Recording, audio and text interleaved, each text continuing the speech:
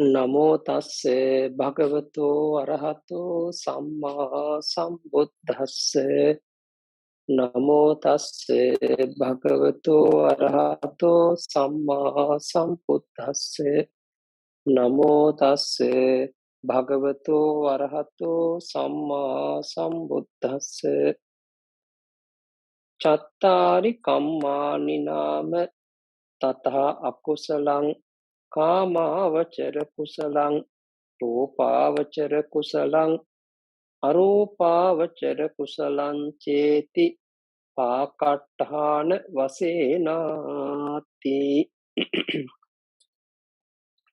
ශ්‍රද්ධාවන්ත වාසනාවන්ත පින්වතුනි, තවදුරටත් මේ කර්මය කොටස් 4කට බෙදමින් අභිධර්ම දේශනාව තුළ පෙන්වනවා. මේට පෙර අපි ඉගෙන ගත්තා ජනක, උපත්හම්බක, උපපීලක, උපඝාතක වශයෙන්. ඒ වගේම ගරුක, ආසන්න, ආචින්න, කටත්තා වශයෙන්. තවත් දිට්ඨ ධම්ම වේදනීය, උපපජ්ජ වේදනීය, අපරාපරිය වේදනීය සහ අහෝසි කර්ම වශයෙන් පද 12ක් ඉගෙන ගත්තා. අදට අපට තිබෙන්නේ තවත් විග්‍රහයකට, ඒ කියන්නේ කර්මය තවත් ආකාර 4කට බෙදෙනවා. ඒකට අපල විපාකද ස්ථාන වශයෙන් තමයි මේ කර්ම චතුෂ්කය පෙන්වන්නේ. දැන් බුදුරජාණන් වහන්සේම චේතනාව කර්මය කොට අපට දේශනා කළා. ඒ චේතනාව ගත්තහම සහජාත චේතනා, නානාක්කනික චේතනා කියලා කොටස් දෙකකට ප ဋ ාහන දේශනාවේ උගන්වනවා. ඒ කියන්නේ කුසලා කුසලං කම්මං විපාකානං කන්දානං කටත්තාච රූපානං ආදි වශයෙන් සහ චේතනා සම්පෝයිත්තකානං ධම්මානං ඔය විදිහට විග්‍රහ කරනවා. කොහොම නමුත් අපට වැදගත් වෙන්නේ මෙතනදී සහජාත චේතනා කියලා කියන්නේ සෑම සිතක් ගානේ උපදින, බෙදීමක් වර්ග කිරීමක් නැතිව උපදින සියලුම චේතනාවන්ට අපි කියන සහජාත චේතන. ඒක සහජාත කර්මය කියලා කියනවා. ඒ කියන්නේ කුසල සිතක් උපදින්නත්, අකුසල සිතක් උපදින්නත්, ක්‍රියාසිතක්, විපාක සිතක් උපදින්නත් චේතනා ප්‍රධාන වෙනවා. චේතනා මුල් වෙනවා. ඒක නිසා ඒ සෑම සිතක් ගානේ උපදින චේතනාව අපි සහජාත චේතනා කියලා හඳුන්වන, සහජාත කර්මය කියලා හඳුන්වන. එහෙනම් නානාක්කනික චේතනා. නානාක්කනික චේතනා කියලා කියන්නේ මතු විපාක දීමට සමර්ථ චේතනා. මතු භවයන්හි විපාක දීමට සමර්ථ වූ චේතනාව තමයි නානාක්කනික චේතනා. දැන් උදාහරණයක් අපි ගත්තොත් එහෙම කුසල් වශයෙන් හෝ අකුසල් වශයෙන් යම් යම් සිතිවිලි පහළ වෙනවා නම්, ඒ වගේම කුසල කර්ම අකුසල කර්ම පහළ වෙනවා නම් ඒ චේතනාවට පුළුවන්කම තියෙනවා මතු භවයන්හි විපාක දීමට. ඒ කියන්නේ එතකොට මතු භවයන් විපාක දීම තමයි අපි ඔය ජනක, උපත්ථම්මක ભેදයෙන්, ගරුක, ආසන්න ભેදයෙන්, දිට්ඨ ධම්ම වේදනී ආදී ભેදයෙන් කතා කළා. එතකොට ඒ කියන සියලු අවස්ථාවන් අපට උදාපත් කරන්නේ මෙන්න මේ කියන කර්ම 4. අකුසල කර්මය, කාමාවචර කුසල කර්මය, රූපාවචර කුසල කර්මය, අරූපාවචර කුසල කර්මය කියන මේ විපාක දෙන ස්ථාන වශයෙන් කර්මය කොටස් කරනවා, කර්මය 4 බෙදෑරුම් කරනවා. මෙන්න මෙය තමයි අපට වැදගත් වන්නේ මේ මොහොතේදී තේරුම් ගන්න. දැන් අපි පළමුවෙන් ගත්තොත් අකුසල කර්මය. අකුසල කර්මය කියනකොට තමන්ගේ සිත දූෂණය කරන, අපවිත්‍ර කරන, ලෝභ මූල, ද්වේෂ මූල, මෝහ මූල කියන මේ ත්‍රිවිධ මූලයන් නිසා හටගන්න, ත්‍රිවිධ මූලයන්ගේ සංප්‍රයුක්ත භාවයෙන් හටගන්න අකුසල් අපි කියනවා. නැත්නම් ඒ සිත් කියන අපි අකුසල කර්ම කියන. එතකොට ඒ ලෝභ, ද්වේෂ, මෝහ නිස්ෘත යම් යම් අකුසල චේතනා පහළ වෙනවා නම් ඒ අකුසල චේතනාවන් නිසා උපද්දවනවා අකුසල කර්ම. ඊළඟට කාමාවචර කුසල කර්ම. කාමාවචර කියනකොට අපි දන්නවා කාමාවචර භූමියට අදාළ සත්ව කොට්ටාස 11ක් සතර අපායත්, මනුස්ස ලෝකයත්, දිව්‍ය ලෝක 6ත් කියන කොට්ටාස තුනක් වෙනවා. එතකොට මේ කියන භූමීන්හි වාසය කරන සත්වයන්ට බහුල වශයෙන් උපදවාගත හැකි කර්මයේ තමයි ඒ උපදවාගත හැකි නිසා තමයි කාමාවචර කුසල කර්ම කියලා කියන්නේ. තම තමන්ගේ සිත පිරිසුදු කරන, ප්‍රසන්න කරන පිරිසුදු චේතන, හොඳ චේතන. එනිසා ඒ පිරිසුදු චේතනාවන්ගෙන් හටගන්න කර්මය තමයි කුසල කර්ම කියලා අපි කියන්නේ. ඊළඟට රූපාවචර කුසල කර්ම. රූපාවචර කියනකොට ඒක හාත්පසින් වෙනස් වෙනවා. ඒ ධ්‍යාන අවස්ථාවලදී ඇති වෙන ශක්තිය. ධ්‍යාන කුසල. අරූපාවචර කුසල කියලා කියන්නේ අරූපාවචර ධ්‍යාන කුසල. අපි දැන් බලමු මේ කියන අර්ථ විග්‍රහය අභිධර්මාර්ථ සංග්‍රහයට අනුව කොහොමද විග්‍රහ කර දෙන්නේ කියලා. දැන් අභිධර්මාර්ථ සංග්‍රහය විස්තර කරනවා තත්ත අකුසලං කාය කම්මං වචී කම්මං මනෝ කම්මං චේති කම්මද්වාර වශයෙන් ත්‍රිවිධං හෝති. අර බලන්න මෙහිදී මේ අකුසලය අකුසල කාය කර්ම, අකුසල වචී කර්ම, අකුසල මනෝ කර්ම කියලා කම්මද්වාර වශයෙන්, ඒ කියන්නේ කර්මය කිරීම වශයෙන්, කර්මද්වාර වශයෙන් කොටස් තුනකට බෙදෙනවා. ආකාර තුනකට බෙදෙනවා. එතකොට දැන් අපි මතක තියාගත යුතු මේ චතුර්විධ කර්ම අතුරෙන් අකුසල කර්මය ගත්තොත් ඒ අකුසල කර්මය අකුසල කාය කර්ම, අකුසල වචී කර්ම, අකුසල මනෝ කර්ම වල කොටස් තුනකට බෙදෙනවා. කොහොමද මේදි සිද්ධ වන්නේ? අන්න ඒක හරි වැදගත් වෙනවා. යම් වෙලාවකදී කතං කෙසේද කියනවා නම් පානාති පාතෝ අදින්නාදානං කාමේසු මිච්ඡාචාරෝච කාය විඤ්ඤාති සංකාතේ කායද්්වාරේ බාහුල්ල වුත්තිතෝ කාය කම්මන්නා. පැහැදිලි? කාය විඤ්ඤාති සංකාතේ කායද්්වාරේ. ඒ කියන්නේ යම් කිසි කෙනෙකුට අකුසල චේතනාවක් ඇති වෙනවා, එක්කෝ සතෙක් මරන්නට, සොරකමක් කරන්නට, කාමයේ වරදව හැසිරෙන්න. එතකොට මේ ප්‍රාණඝාත, අදින්නාදාන, කාමේශ මිච්ඡාචාර කියන මේ අකුසල චේතනාවන් පාදක කරගෙන ඒ ඇතිවෙන්නා වූ චේතනාව නිසා, සිතිවිලි නිසා උපදවනවා චිත්තකිරිය වායෝ ධාතු. ඒක චිත්තජ රූප උපදිනවා වායෝ ධාතු අධිකව. ඒ වායෝ ධාතු අධිකව පහළ වන චිත්තජ රූපයන් ඒ අපේ අතපය නැත්නම් අතපය ආදී මේවා ක්‍රියා කරමින් ඒ අවස්ථාවන්හි ඒ ප්‍රාණඝාත අකුසල කර්මයේ කරන්ට, සොරකම කරන්ට, කාමයේ වර්ධව හැසිරෙන්නට අපේ හිත යොමු කරනවා. ඒතර අපිට පැහැදිලි වෙන්නට ඕනේ මේවා කායද්්වාර කර්ම. කාය විඤ්ඤාති නිසා තමයි මේ කායද්්වාර කර්ම උපද්දවන්නේ. ඒතකොට අභික්කමන, ඒ කියන්නේ ඇවිදින්නට අවශ්‍යයි, අත සුලවන්නට අවශ්‍යයි, අත දිගාරින්නට අවශ්‍යයි, ගලක් ගන්නට අවශ්‍යයි, පොල්ලක් ගන්නට අවශ්‍යයි, ගහන්නට අවශ්‍යයි කියන මේ මෙවැනි චේතනාවන් හට ගන්නකොට ඒ චේතනාවෙන් තමයි ඒ චිත්තජ වායෝ ධාතු අධික රූප කලාපයන් පහළ වෙලා ඒ රූප කලාපයන්ගේ විකාරයෙන් තමයි ආය කය සෙලවීම ආදී සිද්ධ වෙලා ඒ කායද්්වාර කර්මය බහුල වශයෙන් පවතින්නේ. ඒක කියන්නේ බාහුල්ල උත්තිනෝ කියන එක බහුල වශයෙන් ඒ කාය කර්මය සිද්ධ වෙනවා. ඒක තමයි කාය කර්මය කියලා කියන්නේ. එතකොට එහෙමනම් අපි මතක තියාගත යුතු කාය විඤ්ඤාතිය පාදක කරගෙනයි කාය කර්මය සකස් වන්නේ. එතකොට කායද්්වාරය කියලා කියන්නේ එතකොට මේ කයින් කරන කර්ම. එතකොට අකුසල වශයෙන් ගත්තාම ප්‍රාණඝාත, අදින්නාදාන, කාමේශ මිච්ඡාචාර කියන මෙන්න මේවා කාය කර්ම. ඊළඟට කියනවා මුසාවාදෝ පිසුනා වාචා පරුසා වාචා සම්පප්පලාපෝ චේති වචී විඤ්ඤාති සංඛාතේ වචීද්්වාරේ බාහුල්‍ය වුත්තිතෝ වචී කම්මං නාම. අර බලන්න මුසාවාදය, පිසුනා වාච, පරුසා වාච, සම්පප්පලාප. බොරු කීම, කේලාම් කීම, පරුස වචන කීම සහ හිස් වචන කීම.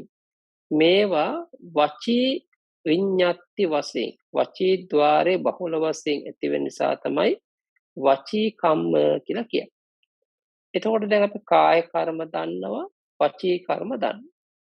එතකොට දැන් මේ කාය කර්ම, වචී කර්ම කියන එක අපි දැන් බලනකොට අපි ඉගෙන ගත්තා කාය කර්ම කියනකොට ප්‍රාණඝාත, අදින්නාදාන, කාමේසු මිච්ඡාචාර කියන. එතකොට මෙතනදී ප්‍රාණඝාතයක් කියලා කියන්නේ කුමක්ද කියන එකත් අපි දැනගෙන තියෙන්න ඕනේ නේ. එතකොට ව්‍යවහාර වශයෙන් ගත්තාම ප්‍රාණය සත්වේ. පරමාර්ථ වශයෙන් ගත්තොත් එහෙම ජීවිතින්ද්‍රිය. එතකොට දැන් ව්‍යවහාර වශයෙන් සත්වයා ප්‍රාණයා වෙනවා, පරමාර්ථ වශයෙන් ජීවිතින්ද්‍රිය තමයි ප්‍රාණය කියලා කියන්නේ. එතකොට ඉක්මනින් ඒ ජීවිතින්ද්‍රිය නැමැති ප්‍රාණය හෙලීම, බිඳ නැති කිරීම තමයි ප්‍රාණඝාත, පාණාති පාත කියලා කියන්නේ. එතකොට යම්කිසි කෙනෙකුට ඒ පණ ඇති සතෙක් වීම, ඒ බව දැන ගැනීම, මැරීම උපක්‍රම කිරීම, ඒ කියන්නේ ආදි වශයෙන් ගත්තාම මැරීමේ චේතනා, උපක්‍රම කිරීම, මරණය. එන්න මේ කාරණාවන් සම්පූර්ණ වෙනකොට තමයි ප්‍රාණඝාත කර්මය සිද්ධ වෙන්නේ. ඊළඟ සොරකම කියලා කියන්නේ අදින්නා දන්න දින්න, නොදුන් දෙයක් ගැනීම, න දින්න දාන. නොදුන් දෙයක් ගැනීම තමයි අදින්නා දාන. ඒක අපි කියන පර පුද්ගලං, ඒ කියන්නේ තව කෙනෙකුට අයිති දෙයක්. තව සත්වයකට, තව පුද්ගලයෙකුට අයිති දෙයක්. ඒ වගේම තව කෙනෙක් ගෝපනය කළ දෙයක්, රැකගත්ත දෙයක් තමයි නොදුන් දෙය කියලා කියන්නේ. දැන් නොදුන් දෙය, අන්සතු දෙය තමන් ගන්නවා නම් අන්න ඒක තමයි අදින්නා දාන. එතකොට අපි දැනගන්නට ඕනේ ඒ භාණ්ඩේ අන්සතු බව. අන්සතු බව දැන ගැනීම. ඒ වගේ සොරකම් කිරීමේ චේතනාව. ඒ වගේ සොරකම් කර උපක්‍රමයේදී සහ සොරකම් කිරීම කියන කාරණාව සම්පූර්ණ වෙනකොට තමයි මේ සොරකම සම්පූර්ණ වන්නේ. ඊළඟට කියනවා අබ්‍රහ්මචාරී, කාමේසු මිච්ඡාචාර, කාමයේ වරදව හැසිරීම.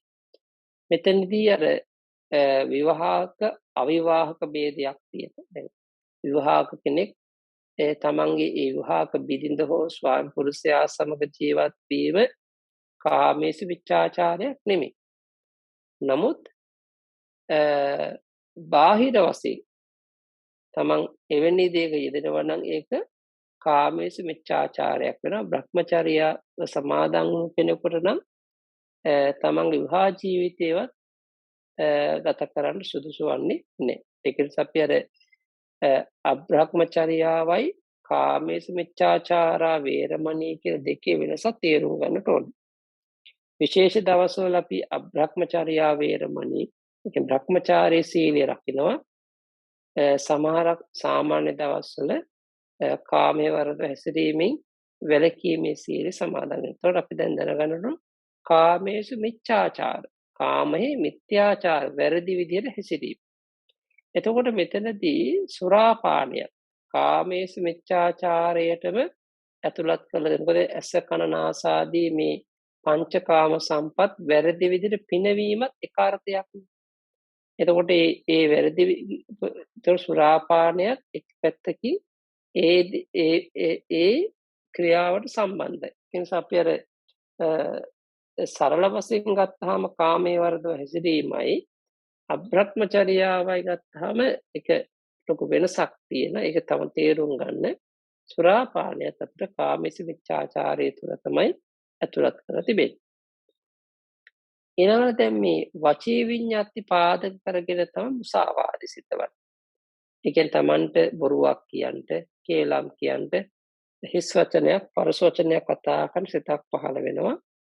ඒ සිතට අනුව තමයි ඒ උපදිනවා චිත්ත කිරිය පඨවි ධාතු. පඨවි ධාතුව දෙක චිත්තජ වායුව උගුරේ කරවජ පඨවිය සමග හැප්පිලා තමයි ඒ අක්ෂර උප්පත්ති ස්ථානවල වැදිලා මේ ඝට්ටණය වෙලා වචන පිට වෙන්නේ. එතකොට ඒ වචන පිටවීම වාක් ద్వාරය වාක් කර්මය කියලා කියනවා. එතකොට මේ වාක් කර්මයේ බහුල වශයෙන් පවතින නිසා වචී කර්මය කියලා කියනවා. එතකොට මුසාවාද කියලා කියන්නේ අභූත දෙයක් නේ, බොරුවක්. කියන්නේ අසත්‍ය දෙයක්, නොපිළිගත හැකි දෙයක් තමන් කීව තමයි මුසාවාදය කියලා කියන්නේ. සමගිය සමාදානයේ බිඳීම තමයි අපි කියන්නේ පිසුනා වාස කියලා.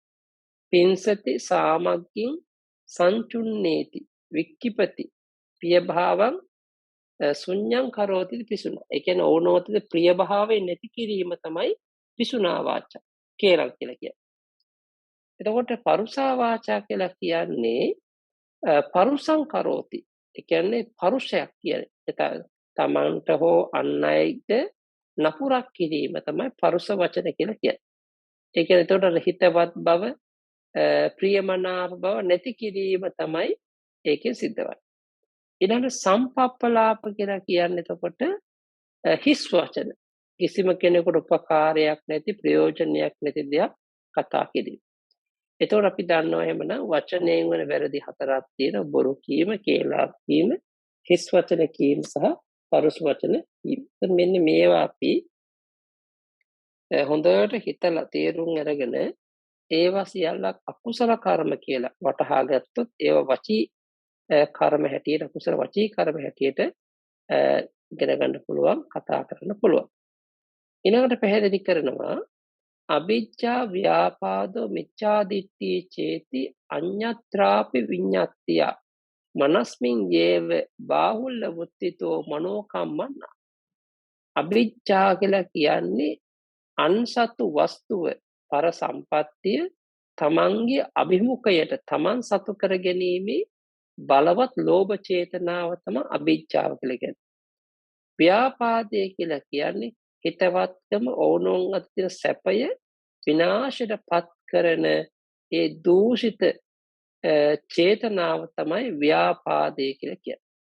මිච්ඡාදිට්ඨි කියලා කියන්නේ දුන් දෙහි විපාකයක් නෑ, වැඳුම් පිදුම් කිරීම විපාක නෑ, මහා පරිමාණ පුද සත්කාර කිරීමේ විපාක නෑ, මේ මෞපියන් සැලකීම විපාක නෑ, හොඳ දෙයක් කළොත් හොඳ විපාක, නරක දෙයක් කළොත් නරක විපාක නෑ. මේ විදිහට වැරදි විදිහට අපි යම් යම් දෘෂ්ටි අල්ලගත් දැකීම් ගත්තද අන්න ඒවට අපි කියනවා මිච්ඡා දිට්ඨි කියලා. තවදුරටත් ඒක විස්තර කරනවා නාස්තික දිට්ඨි, අහේතුක දිට්ඨි, අකිරිය දිට්ඨි. ඒ කියන්නේ සමහරක් වෙලාවට යමක් තියෙන බව පිළිගන්නේ නැහැ. ඒ වගේම හේතු සහිතව පිළිගන්නේ නැහැ.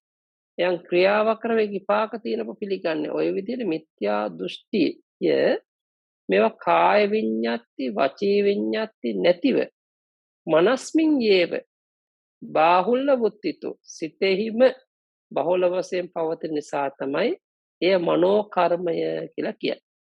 ඒක මතක තියාගන්නට ඕනේ.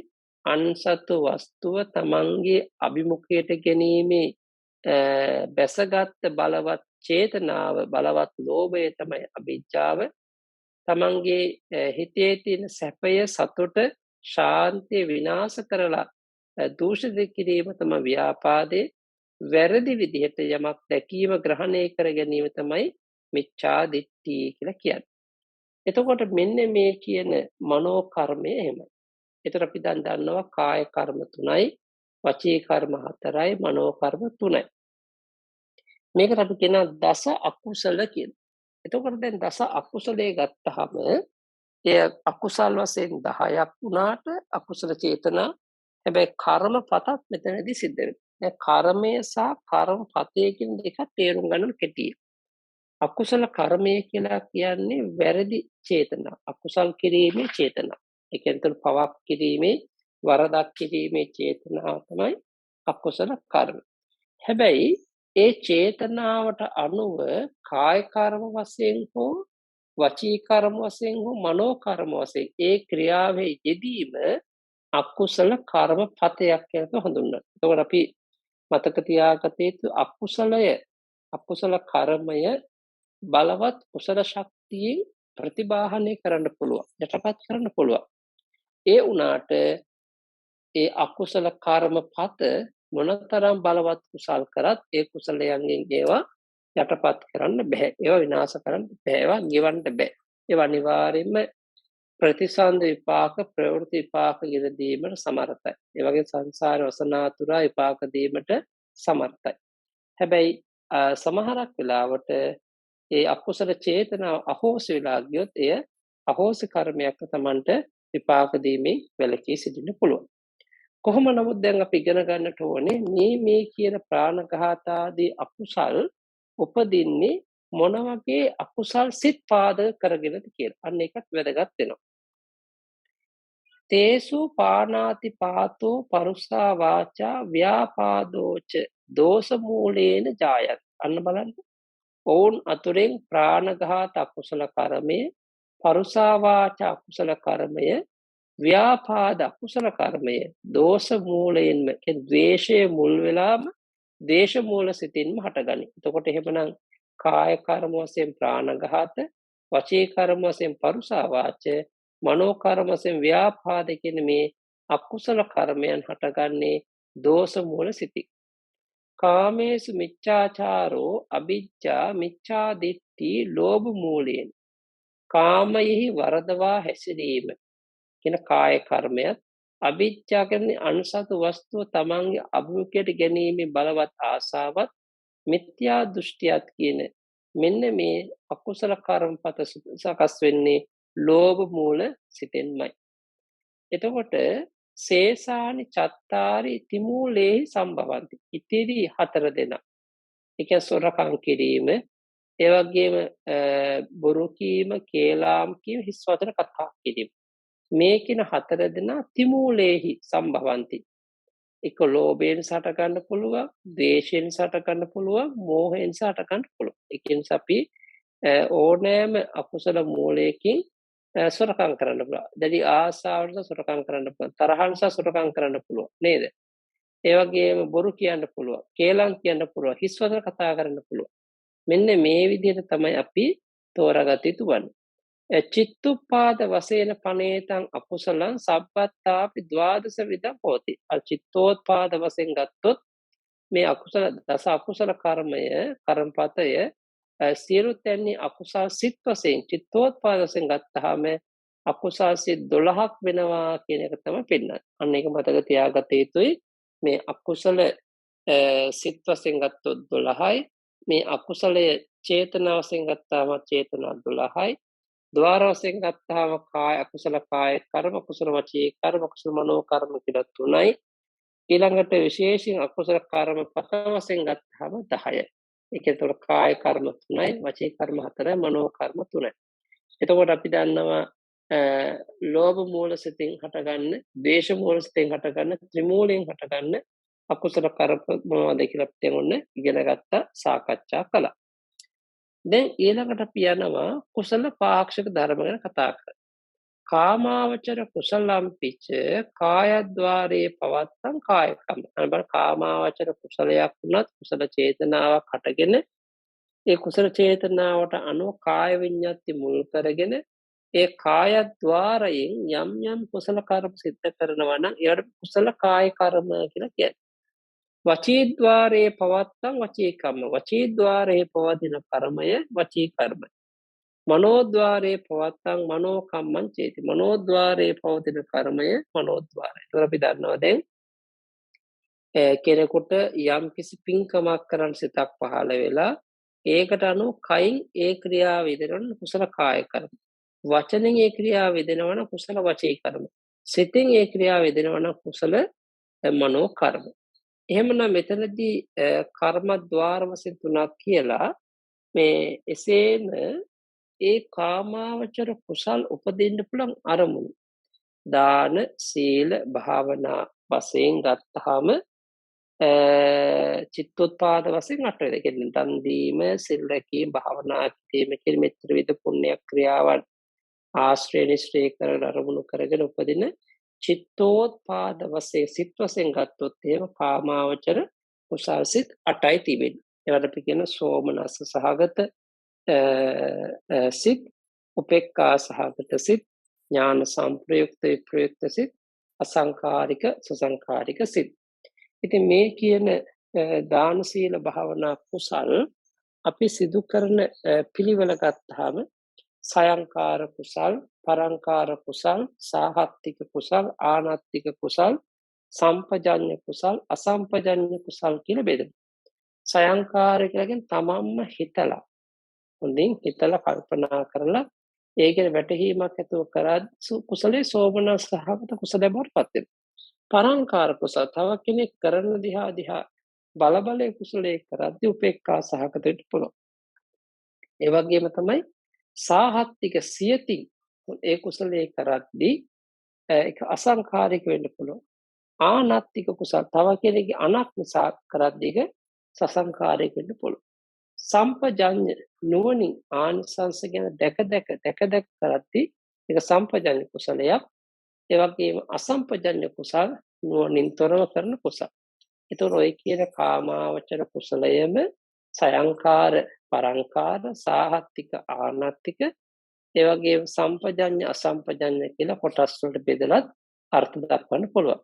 අරමුණු වශයෙන් අපි ගත්තාම දාන, සීල, භාවනා, පත්තිදාන, පත්තානුමෝදනා, වෙය්‍යාවච්ච, අපචායන, ධම්මදේශන, ධම්මස්සවන, දිට්ඨිජුකම්ම කියලා දස පුණ්‍ය ක්‍රියාවක් ඉස්මතු කරනවා.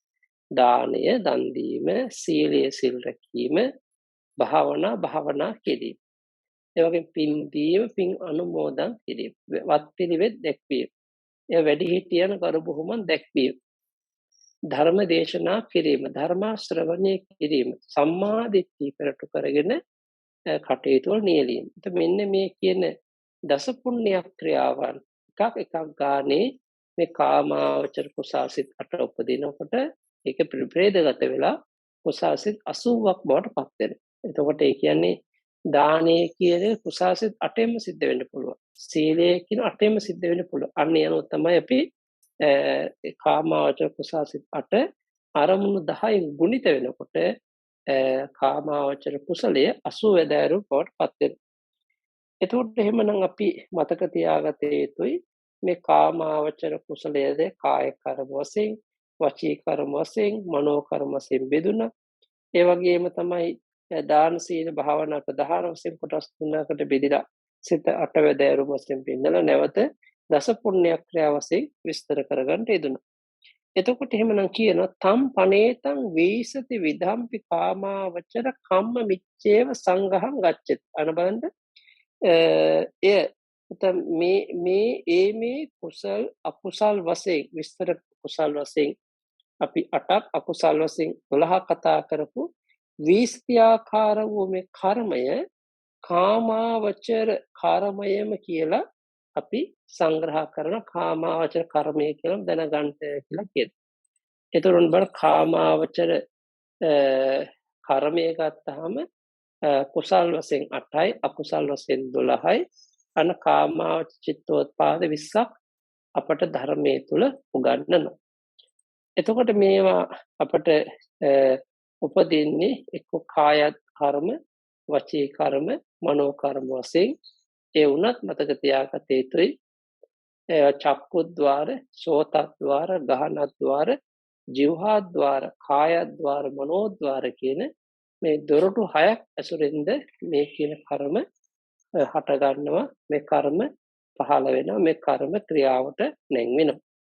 ඉතින් ওই විදිහට තමයි කාමාවචර කුසලය සහ කාමාවචර කර්මය විස්තර කරන්නේ.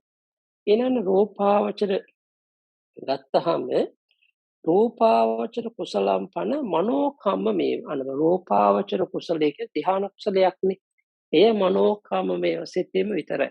රූපාවචර කුසල් කිසිසේත් අපට කාය කර්ම වශයෙන්වත් වචේ කර්ම වශයෙන්වත් උපදින්නේ නැහැ.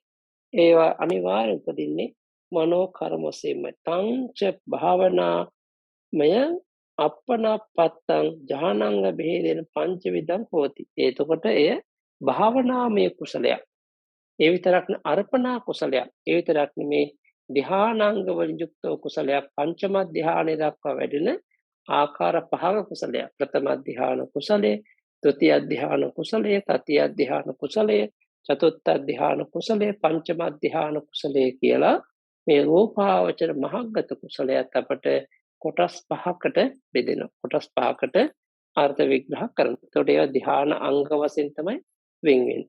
එතකොට ප්‍රථම ධානයේ අංග 5යි, ဒုတိ ධානයේ විතරක සංසිඳුණාම අංග 4යි, තතිය ධානයේ විචාරත් සංසිඳුණාම අංග 3යි, ඒ වගේම චතුර්ථ ධානයේ ප්‍රීතිය සංසිඳන සුඛ ඒකාග්‍රතාවයත් අංග 2යි, පංචම ධානයේදී සුඛේ සංසිඳලා ඒ වල උපේක්ඛා ඒකාග්‍රතාව වෙමින් අංග 2යි. ඔය විදිහට තමයි අපි ඒ රූපාවචර ධාන කුසල් කතා කරන්නේ. ඒවට ඉතින් භාවනාමය කියනකොට ඒ භාවනා වශයෙන් ධ්‍යාන වැඩෙන භාවනා කර්මස්ථාන දෙන පඤ්ඤාති අරමුණු වශයෙන් ආනාපාන සතිය, ඒ වගේම දස කසින, තව දුරටත් විග්‍රහ කරද්දී මෛත්‍රී භාවනාව, කරුණා භාවනාව, මුදිතා භාවනාව, උපේක්ඛා භාවනාව මේ විදිහට විග්‍රහ කරන ගමන් ආනාපාන සතිය කතා මතක් කිරීමක් කරා. ඊට අමතරව කායගත සතිය ප්‍රථම ධ්‍යානෙ පුළුවන්. දස අසුභ සංඥාවෙන් අපිට ඒ ප්‍රථම ධ්‍යානෙ විතරක් පුළුවන්. ඔය විදිහට භාවනාමය කුසලයේ ගැන ඉගෙන ගන්නට ඕන. ඊළඟට කතා කරන අරූපාවචර කුසලංච මනෝකම්මං. එතකොට අරූපාවචර කුසලයට ඇවිදී මනෝ කර්මයක්මයි. එයත් කාය කර්ම වශයෙන්, වචී කර්ම වශයෙන් කිසිසේත් උපදින්නේ නැහැ. මනෝ කර්ම කුසලයක් විතරයි. එයත් පැහැදිලි කරන තම්පි භාවනාමය යං අප්පනාපත්තං ආලම්බන ભેදේන චතුර්විධං හෝති. ඒතකොට එයත් භාවනාමය කුසලයක්, අර්පණා ප්‍රාප්ති කුසලයක්. ඒ විතරක් නෙමේ ආරම්මන ભેදේ, අරමුණු ભેදයෙන් තමයි ඒ කුසලයේ හතරවැදෑරුම් වෙන්නේ. මොකද එය පංචම ධ්‍යාන කුසලයක් වුණාට ආකාසානං ඡායතන කුසලයේ, විඥානං ඡායතන කුසලයේ, ආකින්චඤ්ඤායතන කුසලයේ, නේව සංඥා නා සංඥායතන කුසලයේ. එතන ධ්‍යානංග වශයෙන් ගත්තාම උපේක්ඛා ඒකාග්‍රතාවමයි. හැබැයි ඒ ධ්‍යානෙන් ධ්‍යාන වෙනස් වන්නේ අරමුණු. දැන් ආකාසානං ඡායතන ධ්‍යානයේදී ආකාස අරමුණු. විඥානං ඡායතන ධ්‍යානයේදී ඒ ආකාස සංඥාවේ සිතගත් විඥාන අරමුණු. එන ආකින්චඤ්ඤායතනයේදී විඥානං ඡායතන ඉපදීමෙන් ආකාස සංඥාව නැතිවීම කියන මේ නත්ති කිංචි කියන අරමුණ. නේව සංඥා නා සංඥායතනයේදී ඒ උපදවාගත් ආකින්චඤ්ඤායතන සමාධියම සාන්තය ප්‍රණීතයි කිය සිටීම. ඔය විදිහට අරූප ධ්‍යාන කුසල් හතරක් අපි කතා කරනවා. එතකොට එහෙමනම් මතක තියාගත යුතුයි කාමාවචර වශයෙන් ගත්තාම අකුසල කර්ම තියෙනවා, කුසල කර්ම තියෙනවා. රූපාවචර වශයෙන් ගත්තාම රූපාවචර ධ්‍යාන තියෙනවා. ඊළඟට අරූපාවචර ධ්‍යාන කුසල. එතකොට එහෙමනම් මේ අපි අපිට පුළුවන් කාමාවචර කර්මයේ ගත්තාම කුසල අකුසල කියලා 20ක්. ඊළඟ රූපාවචර කුසල කර්මයේ ගත්ත මහග්ගත කුසල් කියලා 9ක් විග්‍රහ කරගත්තා. ඒතකොට සියලුම චේතනා 29ක් වඩ පත් වෙනවා. අකුසල චේතනා 12යි, කාමාවචර කුසල චේතනා 8යි, රූපාවචර කුසල චේතනා 5යි, අරූපාවචර කුසල චේතනා 4යි. එතකොට කාමාවචර සහ මහග්ගත කර්ම චේතනා අපට නානාකන කර්ම චේතනා 29ක් අපි කතා කරනවා. එතකොට ඒ මතු භවයන්හි විපාක උපද්දවන්න පුළුවන් චේතනා, කර්ම චේතනා 29ක් මෙතන කතා කරනවා. ඒකට අපි ඒ චේතනා ගැන අපි දැන් ඉගෙන ගත්තා. අකුසල කර්ම, කුසල කර්ම කතා කරා. ඊළඟ දවසේ අපට පුළුවන් ඒ චේතනාවන්ගෙන් ලැබෙන විපාක වාරය ගැන. විපාකයේ කොහෙද සකස් වෙන්නේ කියලා අපි ඊළඟ දවසේ සාකච්ඡා කරමු. එහෙමනම් අද මේ මොහොතේදී අපි හැම කෙනෙක්ම බුදුරජාණන් වහන්සේගේ බුද්ධ වචනයට අනුයාත වෙමින් අභිධර්මාර්ථ සංග්‍රහය පාදක කරගෙන ඒ තුලින් උගන්වන කර්මයේ විපාක දීමේ ස්ථාන 4 හැටියට මාතෘකා පද 4 අකුසල කර්ම, කාමාවචර කුසල කර්ම, රූපාවචර කුසල කර්ම, අරූපාවචර කුසල කර්ම කියන මේ කර්මයන් ගැන සාකච්ඡා කළා, ඉගෙන ගත්තා. මේ තුලින් ජනිත කරගත් කුසලය පින්වත් ඔබ අප සෑම දෙනාගේ ඒ ධර්මඥාන වැඩෙන්න, භාවනා ඥාන වැඩෙන්න, ප්‍රතිපත්ති ඥාන වැඩෙන්නට, ඒ වගේම තම තමන්ගේ සසර දුක්ගිනි නිවා ගන්නට, සියලු කෙලෙස් ජය ගන්නට, ආත්මේ ජය ගන්න, සංසාරේ ජය ගන්නට මේ පින් ආශිර්වාද වේවා, අනුමෝදන් වේවා. අවසානයේදී සියලු දුක් ජයගෙන පැතුූ බෝධි වලින් නිවන් දකින්ට හේතු වාසනා වේවා කියලා අපි පුණ්‍යානුමෝදනා කරනවා. ආකාසට්ඨා ච බුම්මට්ඨා දේවා නාග මහිත්‍තිකා පුඤ්ඤන්තං අනුමෝදිत्वा චිරන් රක්ඛන්තු සම්බුද්ධ ශාසනං. ආකාසට්ඨා ච බුම්මට්ඨා දේවා නාග මහිත්‍තිකා පුඤ්ඤන්තං අනුමෝදිत्वा චිරන් රක්ඛන්තු සම්බුද්ධ දේශනං. ආකාසට්ඨා ච බුම්මට්ඨා දේවා නාග මහිත්‍තිකා පුඤ්ඤන්තං අනුමෝදිत्वा චිරන් රක්ඛන්තු සම්බුද්ධ ශාවකං. චිරන් රක්ඛන්තු මං පරන්ති. ධර්ම ශ්‍රවණාන් සංස බලයෙන් සෑම දිනාට ලොවේ ලෝතුරා සුව සැලසේවා. සාදු සාදු සාදු.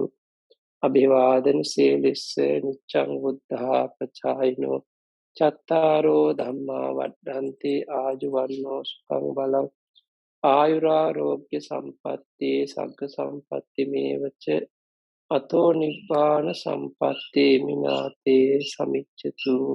සුපත් වේවා සනසීමත් වේවා දීර්ඝාෂ සුපත්